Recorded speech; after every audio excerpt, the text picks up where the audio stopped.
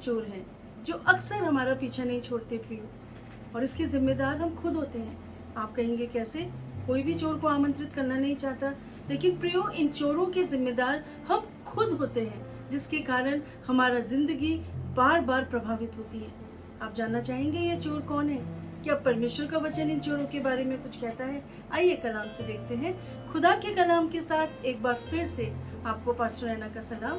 प्रियो, यदि आप दूसरा कुरिन्थियों 6 अध्याय 2 पद पढ़ें तो यहाँ पे लिखी हुई है कि अपनी प्रसन्नता के समय मैंने तेरी सुन ली और उद्धार के दिन मैंने तेरी सहायता की है। देखो, प्रसन्नता का समय अभी है, अभी वो उद्धार का समय है। Beautifully it is written. और यदि आप अंग्रेजी बाइबल पढ़ें तो यहाँ पे लिखा हुआ है अभी वो प्रसन्नता का समय है, यानी कि this is the acceptable time.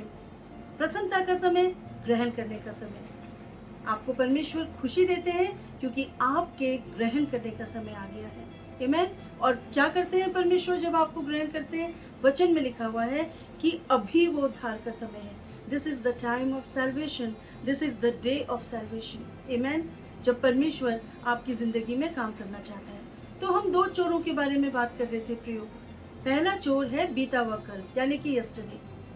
ये हो गया गड़बड़, वो हो गया गड़बड़, ऐसा हो गया, ऐसा नहीं होना चाहिए था। और ये चोर बार बार टक टक करके हमारी जिंदगी में प्रवेश कर लेते हैं और हमें पता भी नहीं लगता, जिसके कारण हमारे आने वाले समय की बर्बादी हो जाती है। दूसरा चोर यानी कि आने वाला कल, टुमारो।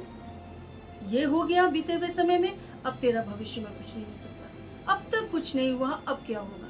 तेरी उम्र बीती जा रही है, तेरा समय चला गया है, अब तो जोड़ों में भी दर्द होने लगा है, अब तो हिम्मत नहीं रही, बस किसी भी तरीके से मैं ये जिंदगी निभा लूं तो अच्छा है। ये 2 चोर हैं जो आपकी डेस्टिनी को प्रभावित कर रहे हैं। आपको याद होगा यीशु मसीह जब क्रूस में थे तो 2 चोर उनके साथ थे। एक चोर भी बड़बड़ाया, तू तो कुछ नहीं कर सकता, तू भी चोर है, this and that, everything is go.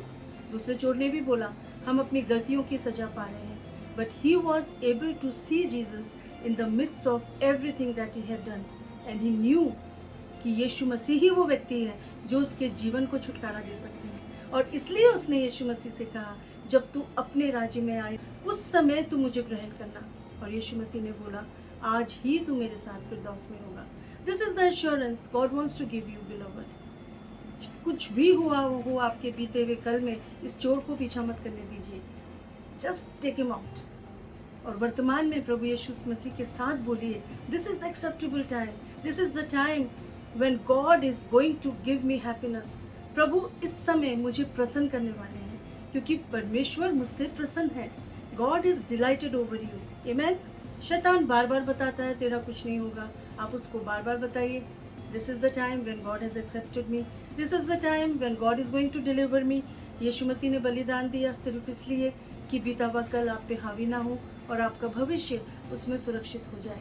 कई बार हमें लगता है हम प्रभु के पास कैसे जाएं, लेकिन भजन संहिता 46 पहला पद बहुत ही सुंदरता से बयान करता है और उसमें लिखा हुआ है कि परमेश्वर हमारा शरण स्थान और बल है, संकट में अति सहज से मिलने वाला परमेश्वर। ये वर्ड्स मुझे बहुत ही आनंद प्रदान करती है।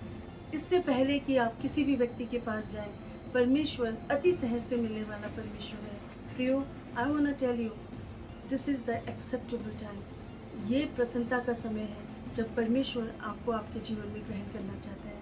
जब दाऊद का समय आया तो शमूएल खुद चल के दाऊद के पास पहुंचा और उसका भविष्य बदल गया। जब यूसुफ का समय आया तो वो जेल में था, लेकिन इस बात से फर्क नहीं पड़ा, खुद राजा के पास उसे पहुंचाया गया और वो एक झटके में प्रधानमंत्री बन गया। प्रियो, आज आपका समय है, आपका भविष्य आपका इंतजार कर रहा है। यदि आप परमेश्वर से कहें, प्रभु I am ready to accept my future with you, मैं अपने भविष्य को आपके साथ स्वीकार करने के लिए तैयार हूँ। I want to assure you, आपका समय चल के आपके पास आप पहुँचा है। Accept it now. प्रभु के साथ इसको ग्रहण कीजिए। अपनी बीमारी को, अपनी परेशानी को, अपनी नेगेटिविटी को, अपनी विपरीत परिस्थितियों को, अपने बीते हुए कल को सब प्रभु के सामने छोड़ दीजिए और प्रभु के साथ बोलिए, now is the acceptable time. प्रसन्नता का समय अभी है, उद्धार का समय अभी ही है। और जब आप ये बोलते हैं प्रियो, परमेश्वर आपके अंदर वो ताकत भर दे, परमेश्वर वो सहायता आपकी करे कि आप आने वाले समय में परमेश्वर के साथ मिलकर अपने भविष्य का निर्माण कर सकें। प्रभु इस वचन के द्वारा आपको बहुत आशीष दे।